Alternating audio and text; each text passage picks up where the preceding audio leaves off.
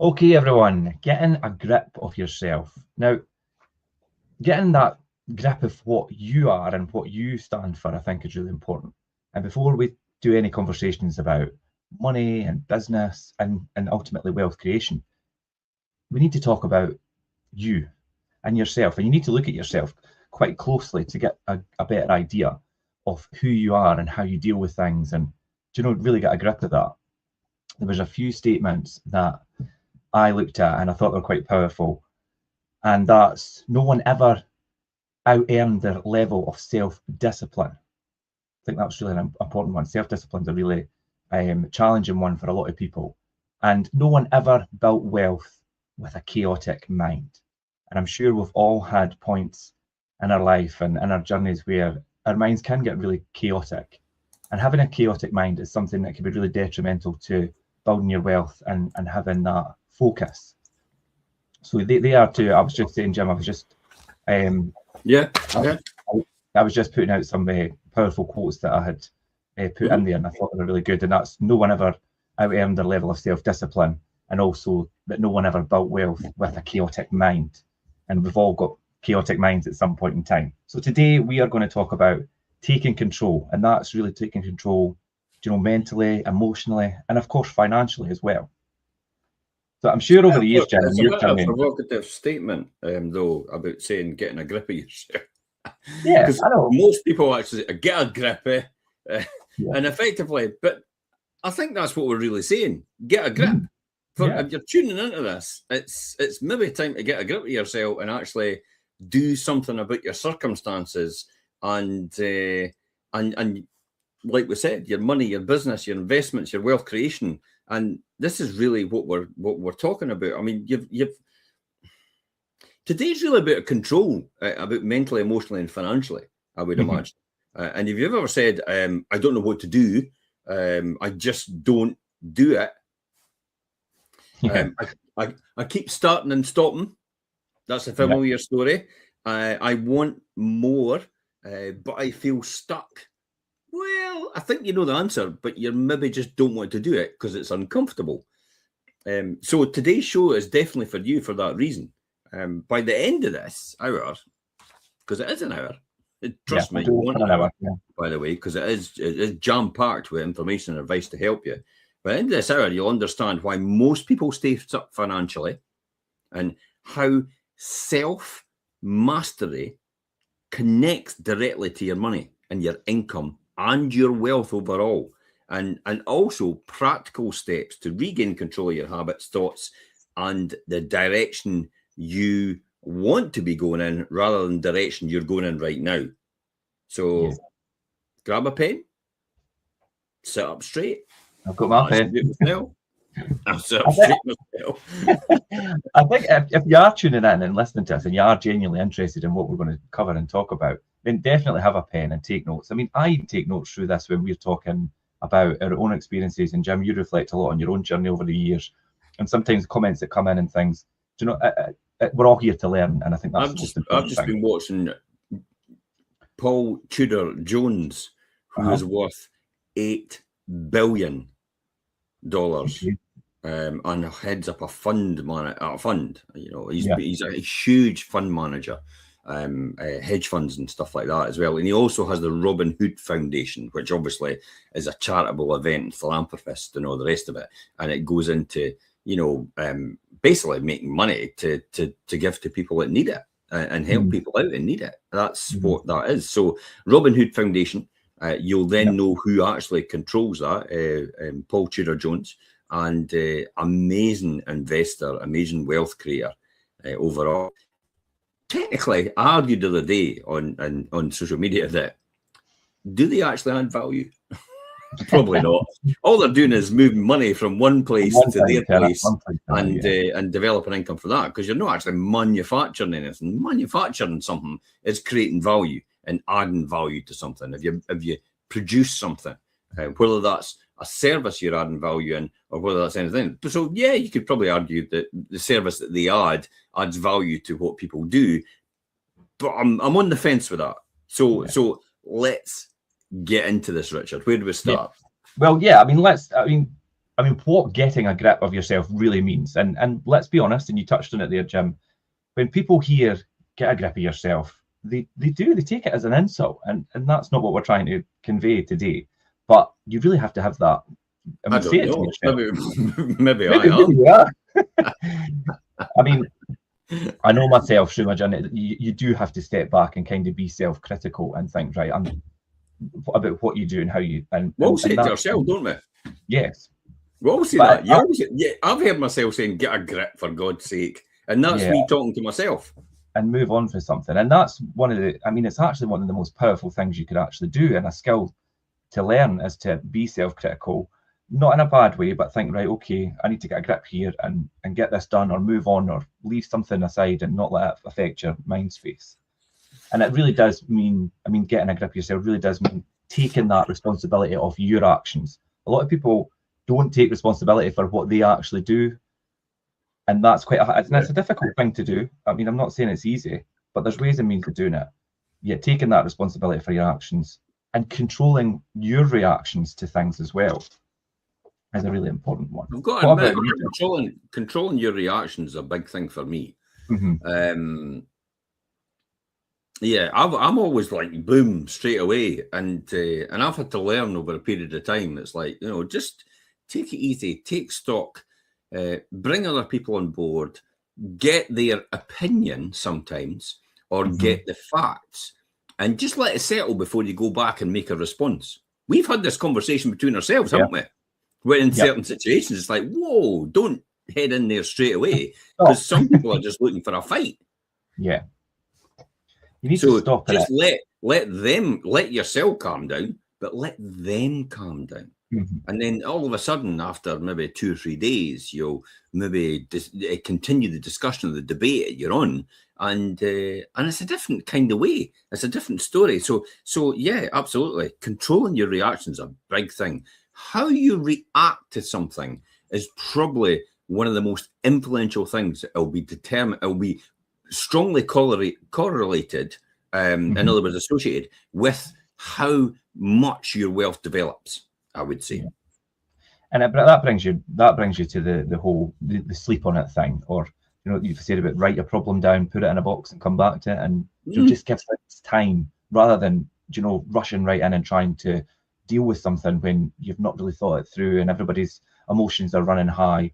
I mean, time's a really important thing that you always go on about, Jim, and you self-proclaimed Time Lord. But I mean, what about managing your time and things as well? That's really important. Time, I think, is one of the most important things. I'm on a rest day today because I've been training for marathons, but running 54 minutes every single day. That's what my watch says. That's the marathon it's got me going in, because it knows all my my heartbeat and all the rest of it, and my pulse and where I'm good at lactate threshold and stuff like that.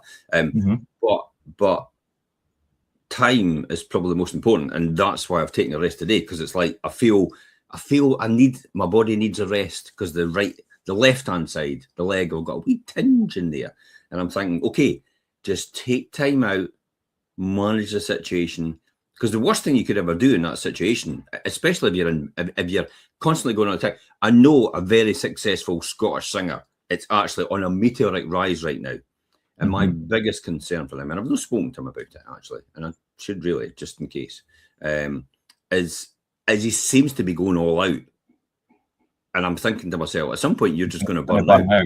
Yeah, you're going to burn out.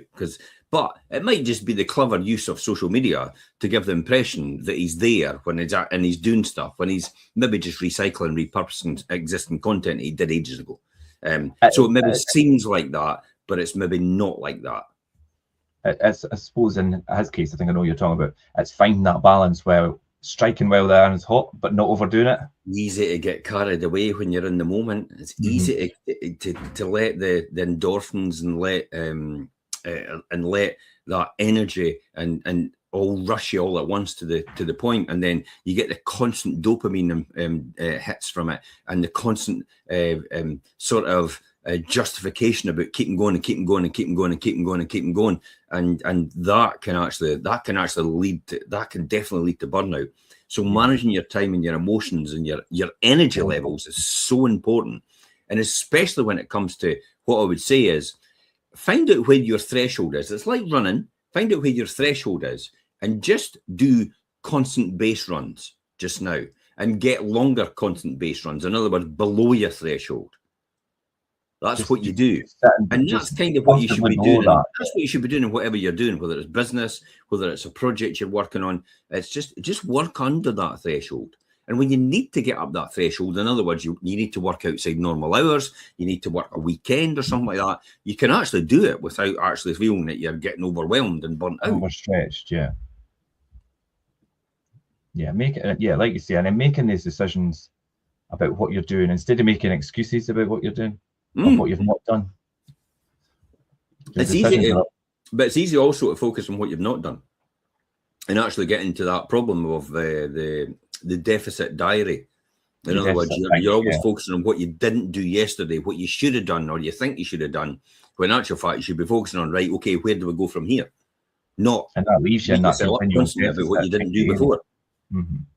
Yeah, and there is a truth that a lot of people avoid, and it's like what your life is like right now is a true reflection of your daily habits, and that's not and your habits is the important thing there. It's not your dreams or what your intentions are. It's your actual habits, your daily habits that you do every day. I'll give you a perfect example of that today. I've started back on strength and conditioning training, and I've been out of that since November last year. So in my rest days, I did a bit of strength and conditioning training, which was maybe 30 minutes to 40 minutes. And it was just to strengthen muscles and protect joints and stuff like that. So I've started back today. But what I did was, instead of lifting and using maybe sometimes 10 and 12 kilograms dumbbells, I've just gone back down to 8. And instead of, on my cable system, I'm up at number 9 or something like that. I'll put it back down to number 6. Because I need to get into the habit. Now, it's a lot easier, clearly, but I need to get into the habit of keeping doing it now. So I'm putting less stress on my body just now, and I'm getting back into the habit on my rest days of just doing a bit of light strength and conditioning training. But it's all about habits and forming those. Also, as well, wealthy people, and you're quite a good example of this, Jim, is that people kind of categorize them as something kind of like special. And not really. I think it's more they're just very consistent in what they do. Would you agree on that? Well, I'll tell you one thing. We don't wait to feel motivated. And I don't blame the economic circumstances. I just look at it and go, how do I adapt to that? How do I use it to my advantage? Where's the opportunities in there? And I don't constantly reflect on what's happened before. That's not what I do. Yeah, I think your past sometimes should be the catalyst rather than the thing that holds you back. Depending on what you're past. You reflect on it, you learn from it, and you think, okay, how should I do it different next time? But we all know people that are stuck and that are probably broken poor, and they constantly blame the economy and they constantly blame everything that happened to them in the past. Hey, listen, you can't change it. It's the hand you've been dealt. You just have to get a grip and move on and use it as a strength. Use it as something. It will motivate you to be better, to do better, to overcome something. That's what you need to do. And then you then focus on what needs to be done. And even when you don't feel like it. That's an important thing. That's a really important thing. You've seen the video I put up a couple of days ago. It's like I'm out in gale conditions and it's, rain's going sideways and stuff like that. And it's like, I have to do 54 minutes running today. I may as well just get it done now rather than constantly beat myself up and hope that the weather's going to change, because it ain't. And it'll probably change for the worse. So let's go with the circumstances we've got now and let's get on with it. Yeah, and that really then starts to build your self-discipline and your self-control and things. And it's everything. Self-control. They're the things being able to do the uncomfortable things when you're not scheduled to do them. That's what separates you from every other person. It doesn't make it. Yeah, it's that ability to actually do the uncomfortable when it's absolutely necessary, or before it even becomes necessary. Yeah, habits, discipline, self-control. Here's a few questions just to kind of make you think about that one. So, think about, do you actually control your time, or does your phone? Does your phone control your time, or do you? Also, spending habits. I mean, do you control your spending, or does your emotions? Do you know an emotional spender? Yeah. And do you control your habits, or do they control you? There's a few questions, and be honest with yourself if you're answering them, and that's where growth begins, I think. Well, I would say so. You would know, but I mean, there's a big difference. Control my time, control my spending, and control my habits. One of the things I've started doing now is I'm using my Amex card all the time, and my Amex card is like, wait a minute, how am I keeping paying off this balance at the end of the month with everything I just get in? And now I could dip in and take something out of my fund, and it's like, no, I don't want to do that. I want to control what I'm doing. So what I'm doing now is what I've got now is I'm just paying stuff off straight away as soon as it comes on my card. And I'm not waiting for a statement or anything like that, because then it'll get to the point where my bank will go down to a certain level, and I'll actually go, oh well, that's it. I'm not able to spend anymore. That's the end of that. It's only necessities after that. Now, most people would go, how the hell would you need to suffer? You've got millions. It's like, but it's nothing to do with that. It's everything to do with the habit it's formed. And that's exactly what you said. It's where the growth begins. It's the habit formed. Yeah, if you can master that, you're on the mindset shift. It's a mindset shift that creates that wealth. Yeah, and that, I mean, the mindset shift is something that, I mean, to put it another powerful statement that I've put in here is wealth is built from the inside out and not the outside in. And I think you stand testament to that, Jim.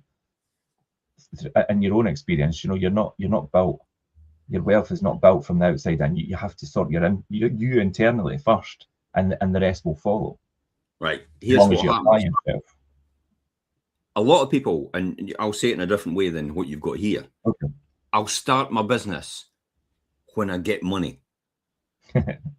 It makes no sense at all. That's what a lot of football pools winners and a lot of lottery winners do as well. I'll start my business when I get money, and it's like, no, you start your business to get the money.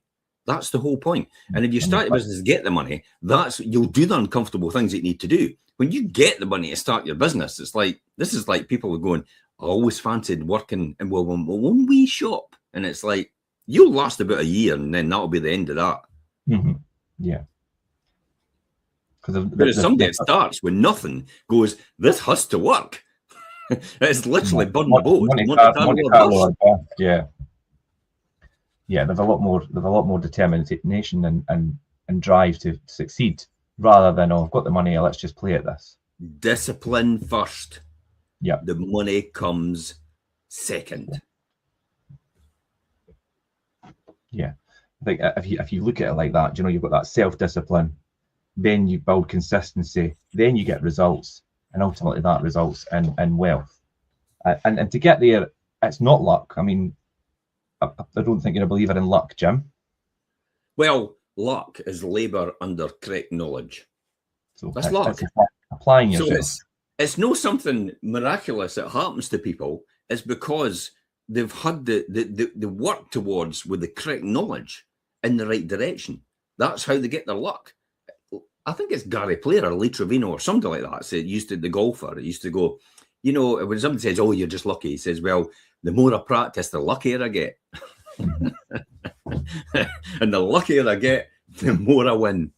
Yeah, you're absolutely right. It's not luck, it's not connections, and it's not this overnight success. I think when you think of wealthy people, like I say, people put wealthy people in this category where they think there's something special. But if you put it to a simpler context, like if you can't manage, say, money at the level of £20, or you can't manage your time in 24 hours, or you can't manage your simple emotions, you're never going to be able to manage money in the realms of £20,000 and run a business and manage real financial pressures, because you can't do it in a simple form. You're not going to do it at a bigger scale. So this is why a lot of successful people in any realm get to that point of success, and they don't feel it's success. They don't feel success themselves, because they've learned to handle that success or handle that money or manage their time way before that. Yeah. It's the Matthew McConaughey thing about saying, Matthew McConaughey famously says in a video, and in a video, an interview thing. Yeah, an interview, or he was on stage or something giving a speech to Harvard University students. He said, my hero is the person I'm going to be in 10 years' time. And the person I'm going to be in 10 years' time is the person I want to be. But then I say, okay, what is with the person I want to be in 10 years' time? And he breaks it down into detail, what he wants to be in 10 years' time, and how he wants to act, how he wants to look, what he wants to earn, how his wealth is, how his relationships are with people, and all the rest of it. It breaks it down into these minute detail. And then he says, okay, what do I have to do now then to get to there? So by the time he gets there, he's already learned how to handle that success. And everybody says, well, you're lucky it just happened to you. And it's like, it wasn't luck. And when he gets there, it's a perpetual thing. It's no, I've got there in 10 years' time. Yay, I've climbed the mountain. I'm finished. It's always a year later. It's like, well, what do I need to be in 10 years' time? And it evolves. So it's a constant movement towards a never-ending succession of what you see yourself as in that 10 years' time. Mm-hmm. It's like constantly planning for the future. Where do you want to be in 5 years' time? Well, I know where I want to be in 5 years' time, but in next year, I'll be sitting saying to myself, it's no 4 years' time, it's still 5 years' time. And that will have evolved in some shape or form because you'll be 1 year into your 5 years that you originally thought of. Yeah. Yeah, that makes sense. And that's it would have been like a motivational thing he was doing. And that is very motivational when you think about it. Like, well, this is why people think wealth creation is boring, but it's wealth creation is boring to a certain degree. But it's about these daily choices. Yeah. What you actually choose to do. Yeah. Yeah. Do you want to save instead of spend? Are you a consumer or a producer? Mm-hmm. Because most people on social media are consumers and they're there for the taking. If you're watching television and Netflix and Amazon and all the rest of it, you get adverts that are starting to pop up now on all these different things. Your Instagram started it as well. Do you want adverts? It's like, or do you want to pay without adverts? So everybody's coming. Majority of people are consumers. We're all consumers to a degree, even the super wealthy people. But super wealthy people produce, add value to something and attract the consumers as a result of what they're doing. Do you learn instead of scrolling? Do you learn? It's, as I said, just before this, I was sitting watching a broadcast from Paul Tudor Jones. And it's like, what did I learn from that person? Before that, I was watching a podcast, Diary of a CEO, with one of the guys, he's 75 years old, and he's extremely successful in helping people create wealth. Just working normal jobs. Absolutely fantastic. Do you actually act instead of complaining? That's an interesting one. You see that on social media a lot. There's all these people that want to complain, and you do feel like, right, but are you doing anything about it? I know. I saw a blog that just about 15, 20 minutes ago about I think the new pathways have been put in the area, and they're absolutely looking really good. And I got cue the haters. And I thought, I'm not going to write that because I know what's going to happen. And then I looked at the comments and it's like, there's people going, it's about time too, and it's all this, and it could have been there, and it could have been here, and it's like, just be grateful that we've got a pathway. It's looking really nice, and it's going to attract visitors. And when people walk along in the tourism, and they're going to go, yeah, I'm going to come back here because it looks really nice to be here. No, let's just piss and moan about things that are done, and for the sake of it. Yeah, and I think as we touch on social media there and thinking about mindset, some of the biggest distractions, and they can be such an enemy to you, as your phones, social media. Yeah. You know, comfort, and what I mean by comfort. All these people spending so much time complaining on social media. What could that amass to? Because then they don't just complain on social media. They come off of social media and then they start complaining to the group of people they're with as well and talking about it. And that absorbs them as well. So they are actually the dream stealers. They're the dream stealers. They steal other people's dreams without them even knowing it. Because the other people are like, yeah, I'm going to do this, I'm going to do that. And then they get engrossed in their complaining. Mm-hmm. And that takes away their dream at the same time. The negativity. Yeah. So they're dream stealers. Keep away from the dream stealers. You'll know who they are in your life. Just, love them. Just give them a wide... Give them a wide berth. Aye. Just like, yeah, okay, thanks then. See you, bye. As soon as I start complaining, I've got to go. Just like that. Distraction is really the silent killer of success. Yeah, and other distractions, and we've got here, is comfort and excuses. Now, comfort, what we mean by comfort, or what I mean by comfort, and I know we've had this conversation before, Jim, is when somebody gets too comfortable in what they're doing, they've no, you said this to me previously. It's like, oh, you're too comfortable. And I took a bit of offense to it. I'm like, what do you mean I'm too comfortable? It's like, because you're too comfortable doing what you're doing, you're not pushing yourself outside that comfort zone. Yes, aye. It's like, and I get that, but when somebody hears that, they'll take it as take offense to it because they don't understand. Yeah, it's fine. It's just really all about taking control of your habits. And I mean, let's get practical. Okay, Richard, if you want to get a grip on yourself, what's the 3 habits you start with?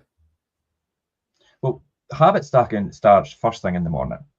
Your day starts, that night before. Prep for that first thing in the morning and ask yourself, what time do I need to go to sleep?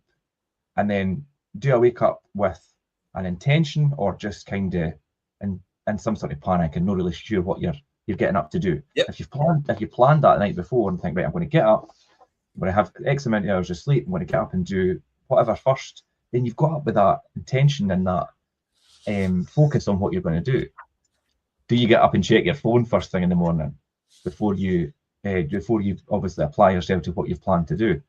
Checking your phone first thing is such a habit that people fall into without even knowing it, and it's not a very healthy one. Fatal. Mm-hmm. Checking your phone first. Yeah, check to see if they've got any urgent messages or somebody's been trying to call you. Fair enough, but for God's sake, do not go on social media. Mm-hmm. And I think it then comes back to distraction. It's what's the wealthy habits, Richard, that you think? What do you think are the wealthy habits? Let's have a give me some 3 wealthy habits that you should be doing. Well, I think in contrast to these things I've just said, wake up in the morning and have that purpose in your mind. Mm-hmm. No phone in the morning, like you said, check your calls possibly, but no phone in the morning for at least like the first 30 minutes or so. It's got to be difficult because to most people that's like having a cup of coffee or a cigarette. Yeah, or a vape, and you've stacked that habit into your daily routine without even knowing it. It's almost stacked, like the same as brushing your teeth. Mm-hmm. It's definitely. And what's the last one then for you? What would you say the wealthy habits? It's plan your day like the night before and have that planned in your mind, and that's what you're doing, and have that plan in your mind before your day. What happens in your day starts to control what you're doing rather than you controlling what you're doing in the day. You're becoming reactive rather than proactive. Proactive, yes. That's what I mean. And proactivity is definitely planning your day the day before, and even the day before. It's the same for me every single time. I know what time I'm going to go running. I know what time I'm going to go up. I know what time I'm going to do this. I know what time I'm going to do that. I kind of know everything that's going to happen. And as I said, we'll come back to saying it. Can it be boring? Yeah, absolutely, it can be boring. But I tell you what. It pays well, especially with time. Yeah, living each day. You're not going to lie on your deathbed and wonder how much money you've got. You're going to say, how much time could you have got? Think about that. Living every day kind of on a whim without any structure is a bit chaotic, and it's not very productive. It's I think it's a lot to do with what we allowed to come into here. Mm-hmm. How we allow it to get into us, the complaining, especially with the politics now, and all the rest of it. I mean, I'm guilty sometimes, so I get a wee bit caught up in it, and then it's like, whoa, wait a minute, I just use the delete any further responses on that, for me, so I don't, in your notifications, you go like, I don't want any notifications about anything after that, so I physically It's like I've walked away from a group of Remove people having a conversation. I just remove myself, and I delete the actual message, the notification, so I can't go back to it. It won't let me go back to it because I have no idea what it was about and where it was again. I deliberately do that. What you consume shapes how you think. Yeah. Do you feed your mind with negativity? It's like the negative people. If you let them in your mind, that negativity and gossip and just drama for drama's sake. I see it all the time. I'm like, no, I'm not interested in that. It's crazy.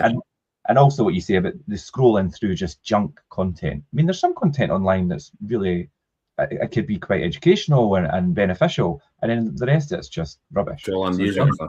That's all I really. Now and again, I get distracted. It's like you half an hour you've been on, and then you put your phone down. And you think, wait a minute, I've not even done what I was meant to do in the first place. How on earth did that happen? It's so easy to.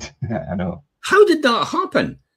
I went on my phone to check something, and half an hour later, I put my phone back down, and I hadn't even checked the thing I was meant to go on my phone for. It's like going to the shop and for a loaf of bread, and you end up coming out with 60 quid of messages. And not even a loaf of bread. It's like, how on earth did that happen? I only went for a loaf of bread. Yeah. It's because you let other things control you, and you get caught up in the drama and the gossip and the junk and the content and all the rest of it. So don't be surprised when your results are really messy. Mm-hmm. How do we feed it then? Well, I mean, up there is books, developing your skills, learning and learning for books, learning for other people, learning how to develop your skills and incorporate new skills as well. And listening to positive voices, positive influences and people that are going to lift you up rather than try and drag you down or make you feel that you're not kind of on the right path or doing something that you shouldn't be. I'm still on Tony Robbins' Wealth Mastery, developing that. Hence the reason why I found out about Paul Tudor Jones and other people as well. Templeton's another one who, after the Great Depression, made an absolute fortune in the Great Depression. I mean, imagine somebody making a fortune in the Great Depression, where everybody was supposed to love them. Yeah, this guy made an absolute fortune, and I'm reading about how that is, and it's timeless, evergreen content that actually applies even to today, even when a rising market or a lowering market, and it's completely relevant. So that's the books and the skills that they've got, and that's what led me to then go into. I use ChatGTP. Tell me more about Paul Tudor Jones. Tell me more about him. And it gave me some podcasts, and because he doesn't write any books, he's never written a book or anything. People have written books about him, but he's, I've got podcasts he's been on and stuff like that, and that's what I was watching and listening to and reading and finding more and more about this person. The positive voices: Tony Robbins, Richard Branson, Alan Sugar, Paul Tudor Jones, all these different people. Positive voices, people that add value to what you're doing, add value, not take away value from what you're doing, and they give you possibly the financial education that you need in order to help you move forward and progress upwards. I would say, not become a consumer even more. It's all about controlling your environment, isn't it? Yeah, controlling who you surround yourself and who and what you surround yourself with, and that kind of circle. And look at we've said this before. Look at the 5 closest people around you, and they'll kind of be a reflection of, if you continue to be in that circle, what your future is going to look like. If everybody around you has never done complaining or always making excuses or don't take responsibility and totally avoid their responsibilities, then it's maybe time to have a wee look at that circle, possibly, like you say, give it a wide berth, maybe upgrade your environment to something a lot more positive. It's quite interesting when you say about the 5 closest people that surround you, and it's like, some of these people I've not even met yet. Well, that could be. And the reason is because I want to take advice from them. Warren Buffett, Branson. And with Branson and I have had discussions already. But Tony Robbins, I surrounded myself at one point way in the past with Tony Robbins as well. And I still do today. And so when you think about it, it's not just the 5 closest people. It's it is your friends, the people that will you. But I kind of, I think for most men, you don't really have that many close friends. Mm-hmm. You have people you're acquainted. You maybe got 1 or 2. I mean, women are completely different. Women like surround themselves with friends, and it's like they're very people. And, a lot of them. Whereas guys aren't like that. Where guys kind of seem like solitary lighthouses. or ships in the night and stuff like that, and they come together now and again to work on collaborations and stuff, but that's about it. And so the key here is to look at the people that you've got closest that are feeding you information and if they're complaining or making excuses or avoiding responsibility, then I've got to say it's time to upgrade your environment. Yeah, I would agree. I did that years ago. I love you, Mum. You're great, fantastic. I'm still coming to the house and all the rest of it. But I'm not going to let you influence my financial future. Yeah. That's the said that. Yeah, I mean, well, sometimes it's these kind of decisions that then propel you to that next stage. And we're going to move on and talk about, your emotional control. Well, that's what I've just done. Emotional control. Emotional control. That's the conversation we just had. Yeah. Because, I mean, most financial decisions are emotional. So if you're not in the right emotional mindset, then you're going to make the wrong decisions. And, a lot of them are done by emotion and not like logical decisions. I mean, the general public will make financial decisions on emotions. That's why a lot of people are just consumers. They're grasped in by marketing and things as well. People spend money when they're in situations like, when people are stressed, I'm going to go on retail therapy, that type of thing. Or when you're sad, I need an uplift. That is mental. Yeah. See, when people are stressed and they say, I'm going to go retail therapy, you're an idiot. Mm-hmm. I've said it. It's crazy. It is crazy. That is called, I need a dopamine hit.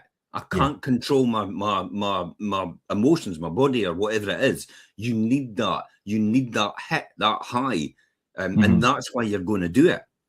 That is probably the thing that's keeping you and holding you back from moving further and higher and where you want to be. That's what controls you. It's kind of band-aiding the stress or the sad situation with just a plaster quickly with that dopamine hit. But that's not the long-term fix. I'm sad. Where's the fridge? Yeah, I'm sad. Where's the ice cream? Mm-hmm. Emotional eating. Yeah. And we've listen. I suppose I've done it as well, so I understand it completely. The stress thing, the sad thing, a big thing for social media is validation. Oh yeah. There's so many people just want to be validated all the time. They need it. They almost thrive on it. It's the mate. Oh, I've gone through difficult times, and that's all they say. And everybody goes, "Oh, you're right. You're right. You're right. You're right." And the validation sort of thing. And it's like to have people. Oh, people care about me. Oh, it's like, but you're not after that. You're after this. The dopamines, the receptors, the buzz that you get from it about people, about the need to be loved and feel loved. That's that's firing off when you're doing that. Yeah, and people in that mindset they'll generally tend to give up and quit quite easily when things start to get a bit hard. You'll notice that they've not got any kind of drive to keep going. As soon as things get a wee bit difficult, it's like, oh well, and then walk away. I think that, yeah, you're absolutely right about the quitting stuff. And the worst thing to do is actually say, I'll give you a top tip here. The worst thing to do is when you're going to do something like you're going to stop smoking, you're going to stop drinking, you're going to stop gambling, you're going to stop going out to the pub all the time, you're going to stop doing all the bad things that influence you. I'm going to do it for you. Don't do it for anybody else except you. Mm-hmm. Yeah, you need to do it for yourself. If you do it for someone else, I'll guarantee you, it's like what you said, Richard. When it gets hard, or it doesn't do what it's doing, or that person pisses them off, they quit. They'll fall back and they blame them. Mm-hmm. They blame them for it. Oh, it's your fault. It's like, no, it's your fault. And that's because again taking responsibility for your own actions and yourself. Yeah, the pastor they completely pass that to someone else. And they get so frustrated. I've done it myself when things go slow. Maybe motivation fades as well. I used to get told every single time when we were at a seminar in network marketing, first sort of business opportunity I got involved in. When we were at seminars, we used to be told categorically when you got to leadership level, because when you weren't at leadership level, it's like the purpose of the seminar was to hype everybody up so they'd go out and they'd get something done. But we were told immediately, right, this is now you're at leadership, you can be told the truth. The purpose of the seminar is 3 or 4 days later, the external motivation disappears. And then you have to, that's why you read books, you listen to podcasts or tapes at that time, and you get advice from your mentors to keep you motivated, to keep you going. And you also learn to self-motivate internally. Motivate is motion, is motive for action. Motivation, motive for action. So what motive is internally within you in order to take action, in order for you to take action? And that's what it is. External motivation fades. So wealthy people actually learn the emotional discipline, like I said. What is the things that they ask, Richard? Yeah, I think if you're doing something, you really need to ask yourself, does this move me forward in my journey and closer to what I'm trying to achieve?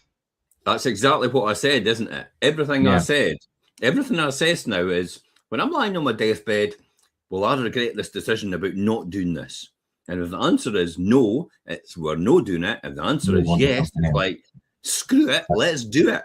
How do I get this done? Yeah, let's do it. And that's another. So what's the next one?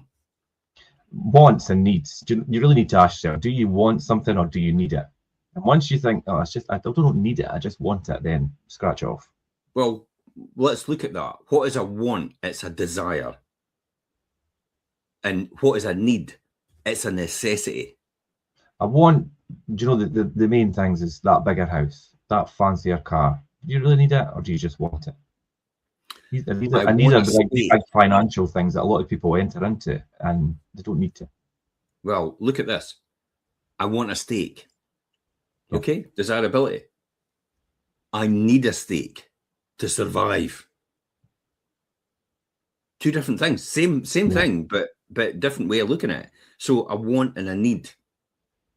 Yeah, so the steak thing, like people who are trying to build their physique and do that, and I need it. That's you need to eat steak and things and high protein things. I'll argue with that because I'm a vegan. Well, so you're vegan, I know, but I'm just trying to. I'll just say at this point in time, I get 110 grams of protein a day and I get 55 grams of fiber. So don't sit and tell me you need meat to actually do anything. But the analogy, people do that because they need to do it in order to. And then if you're in a restaurant and you think, oh, I want a steak, that's different. You don't need the steak, you just want it. So. It's a what? Well, you get a choice in a restaurant, don't you? And I'll tell you what, in a restaurant in a menu before, years and years ago when I first started out, it's like I used to look at the price before I looked at what I was getting. And I used to think, what could I afford first? And then look along the other way. So I used to read the menu from right to left. But now I go in and read the menu from left to right. It's like, I'm not caring about the price. It's like, I just want what I want. That's it. And that's the luxury it affords you to do. Yeah. And it's like what you say as well, Jim, thinking of the future and thinking about yourself. Will the future you thank you for what you're doing now, or will you maybe think, oh, I shouldn't have done that? And if the answer's the latter, then you need to rethink. Here's a good example. Smoking, taking drugs, drinking loads of alcohol. Do you honestly think your future you is going to thank you for doing this right now? No, that's the answer. You're not. I mean, let's be truthful. You're not. And I certainly haven't thanked myself for the things that I've done. But mind you, you never know. It's like, if it wasn't for drink, half the population probably wouldn't have been born. Well, that's the way to look at it, yeah. The baby boomer society was all born out of drink and drugs and alcohol.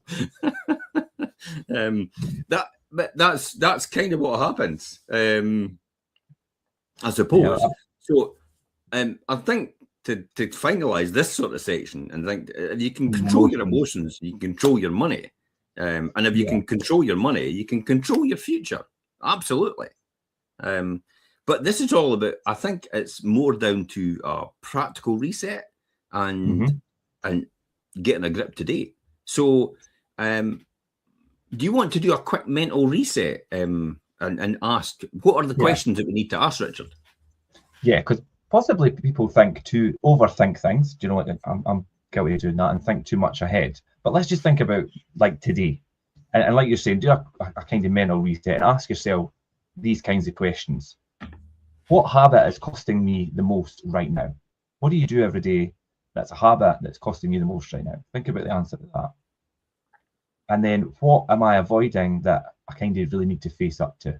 Do something that you're putting off rather than just facing it and doing it. Think about that. And then think about, this is another question to think about, what would your life look like if you stayed disciplined for, say, 90 days, 3 months, right. 90 days? Let me just go over examples of this. What habit is costing me the most right now? For most people, it'll be that cup of coffee you buy every single day from Costa, Starbucks. Well, I didn't buy it. Yeah. And that cup of coffee, and then you end up getting a cake at the same time, ends up costing you £6 a day. 5 days a week is 30 quid, and then 47 weeks of the year, because you've got holidays, so 47 weeks of the year. So that cup of coffee and that cake costs you £1,410 a year. However, let's divide that by 0.67, because you've got to earn £2,100 before tax and national insurance in order to make that. So 2,100. So if you're on 30,000 a year, 7% of your income that you're generating, 7% of your work is just to get you a coffee and a cake every single day from your coffee shop. Dude, that is a scary prospect when you put it like that. Look at what that could do. If you put that into a fund and it grew, let me just give you an example. Let's do a fund right now. Let's get a fund up. Yeah. I'll get this up and see where we go. Compound calculator. So compound calculator, here we are. Here's my favorite one. It could be here. Let's try this one. Yeah, I love this one. It's brilliant. And I'll get it up on the screen just now and let you see this compound calculator. Okay, so compound calculator. Let's see where we go. Let's share the screen. Share screen. Let's go in here. Compound interest. And here we go. Compound calculator. Here we go. So we have got initial investment £1,410 a year. The annual interest rate will just say 5%. Okay, you could probably make 5% on your investments. That could be straightforward to do. And your yearly is going to be the interest calculated. And it's going to be over, let's just take it from, well, when you're young, when you start 20-year-old, retire, probably about 60-year-old. So you've got 40 years. And you're going to deposit each year £1,410 because we're just going to say that's every year. So yearly, you're going to deposit. So £1,410 by the end of the year is going to come to, after 40 years, you are going to have 180,000. And that's just for buying a coffee every day for your working life. Yeah, absolutely. Absolutely. There it is there. So it goes all the way up and compounding all the way up. Now, if I was to show you that in a graph, the £180,000 just buying a cup of coffee every single day, you are losing £180,000 potentially over the next 40 years doing that every single day from your work, a coffee and a cake. It's mental when you think about that. But that's the discipline you've got to do. Oh, but I'm deserve it, and it's nothing. You say, isn't nothing? It's 180 grand. What could you have done with 100? That was your house that you could have bought. Yep. When your kids come to you, if you have kids later on, they go, I need money to go to university. That's the university fees. that you could have given them and helped them. That's it. And think about that with that extra drink that you have at the pub, that extra night out you have every week, that extra dinner you have out every week. Why not just make it indoors? Save yourself that. That's the discipline you've got to do. A lot of people think that's so simple to do. It's so easy to do, but it's not, because it's so simple. They think it's just nothing. £6 a day, that's all. But when you take it in that aspect and compound it up, imagine.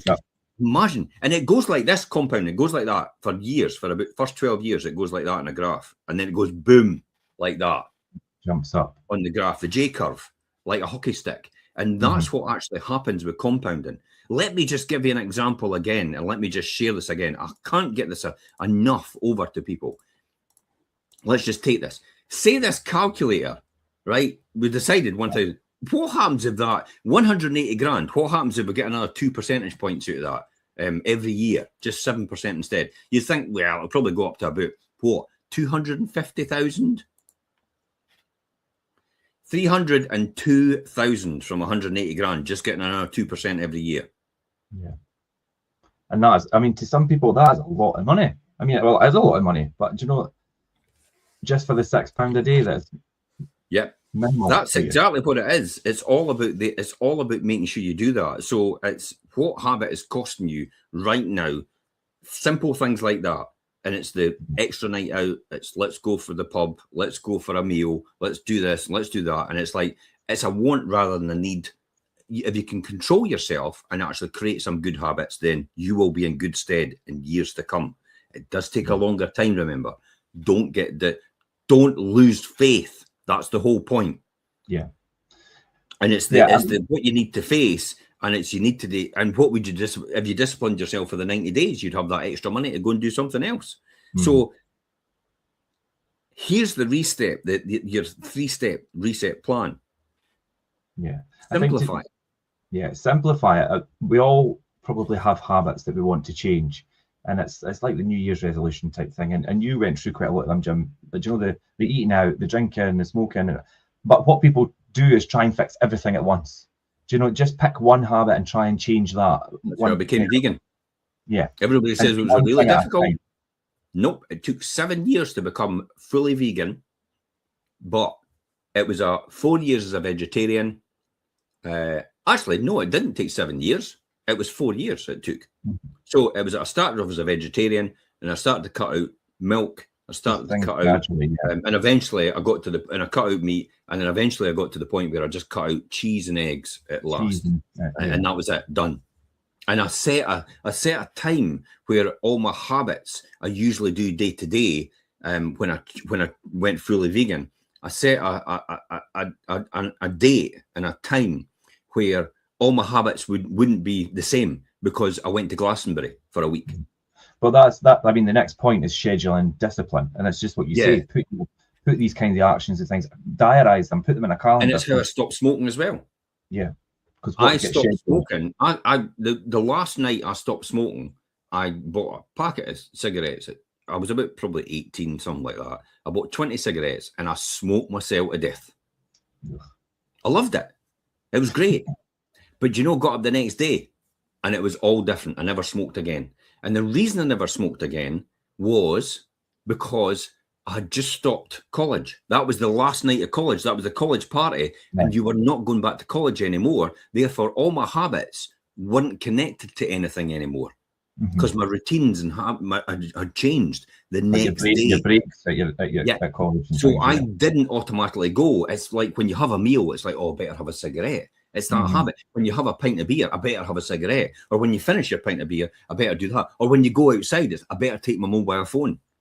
These are all habits that are created. So in order to break that habit, you find a point where it's going to change. You're going to go on holiday or something like that, or you're going to change your lifestyle, or you're going to go to university or college, or you're going to stop a job, you're going to start a new job. And it's like you could easily change that habit because it makes it a lot easier because it's not associated with anything after that. Yeah, scheduling that discipline, and then also keeping a track of yourself, and you know, as we say, what gets scheduled gets done. Also, what gets measured gets managed properly, and that's things like your spending, how you use your time, and what progress you've made as well. And I let you keep track of, those small improvements that you're actually making, and they'll equal, those massive results over a longer period of time, possibly like over the course of the year and things. But if you don't keep track of that, you're not going to know where you are and how good you're progressing. Absolutely. It's again, it comes back to the J curve. The small improvements daily don't seem to be much, but eventually you get massive results at compound over time.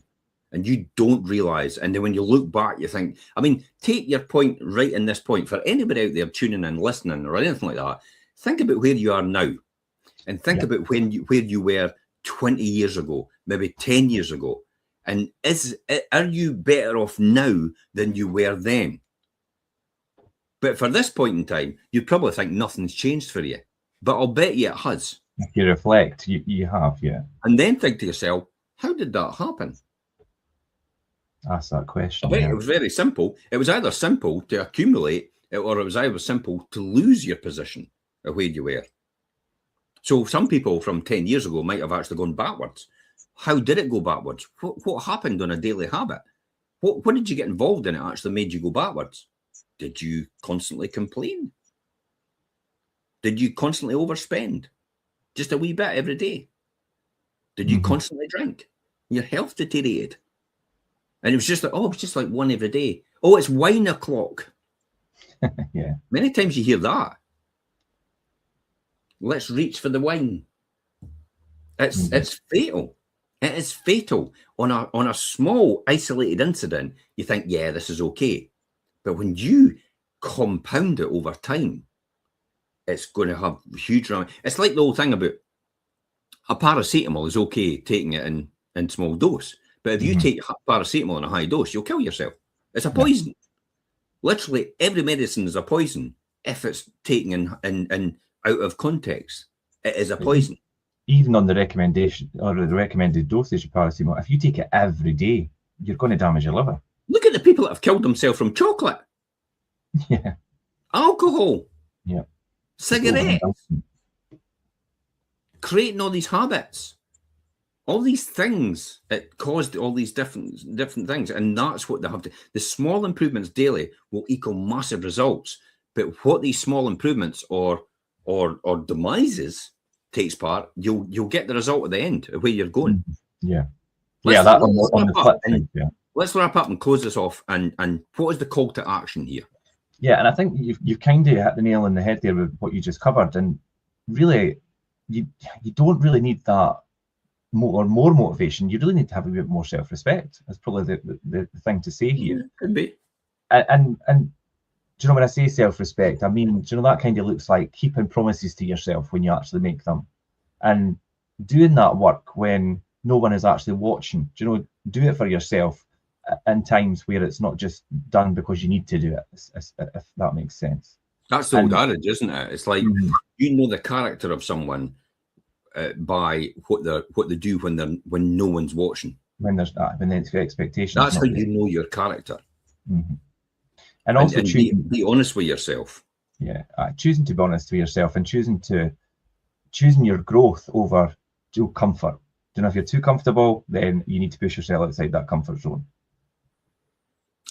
To a degree, I would debate the other side of that, and I'd give a reasoned argument for that. It's like, if you're comfortable, if you get up every morning and you decide to yourself that anything that adds to your wealth or your life or that, would it change you at all, or would it improve anything that you're doing? If the answer to that is no, then okay, you've arrived at utopia. You've arrived. You've arrived exactly where you want to be. If having more money will never change your life, then that's it. Congratulations. However, you could always have the money and then give it to somebody that needs it to help them. If you don't need the money, but you could make it and give it to somebody else. So I kind of think it comes down to a bit of self-respect, isn't it? So what does self-respect look like for you? Well, that's what I was just saying about keeping promises to yourself and doing that work when no one's watching and choosing the growth over comfort. But I like what you said earlier, Jim, and it really does round up what we're talking about today, that if you're building or trying to build wealth, it doesn't start with your bank account and money. It starts with you and your mind. And it's about making those decisions to, get a grip of your habits, get a grip of what you're thinking about, and really taking a hold and getting a grip of your own future.